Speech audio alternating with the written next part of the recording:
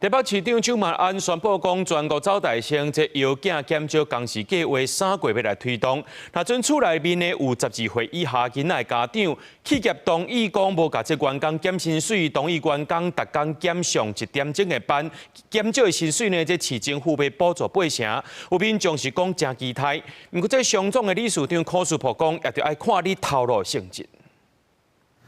爱工作又该照顾囡仔，和袂少爸母是真辛苦。为着推动育儿优先的工作场所，台北市长邱万安宣布，首先来实施育儿减少工时的计划，3月来开始，补助企业和厝内底有12岁以下囡仔的爸母，每工减少1点钟的工时，减少的工时由市府提供8成的工资补助。在经费上面，当然我们目前既有的公务预算来指引。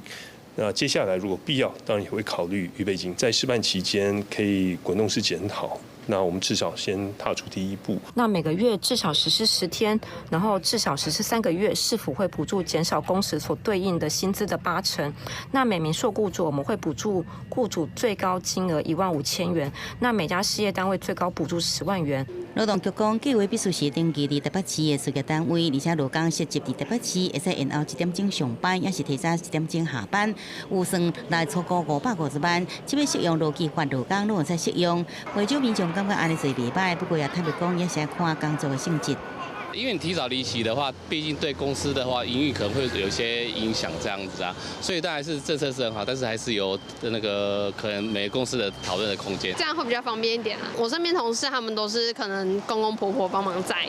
对啊，要不然就是可能老公。企业不反对啦。 但是要看他的工作性质，以及他本身是不是有这方面的需求啦。有的是论件计酬的，有的是真正的他是负责任制的。民团虽然肯定这政策，不过点出实务上，比如讲烦恼讲会影响考绩、年终奖金也有升级，也是讲烦恼讲业务真侪时阵离开，会增加其他同事工作量这问题，都有可能看得到、食袂到。他可以在你年终考绩的时候给你打低分，年终奖金。 多扣0点几个月。那如果会顾忌这件事情的劳工，大概实际上就会发生看得到吃不到的现象。我们目前已经请同仁跟台北市劳动局来接洽，看看能不能提供给我们他们比较详细的一个计划内容，如何进行，如何实施，经费预估有多少，产业影响有多大。 桃园市国在评估桃园是不是可行，也若各样市是讲的参考各界意见，国内外优先，由于工作上的经验以及合理经费安排，甲相对效益这面向来评估，建议适合各样市的政策。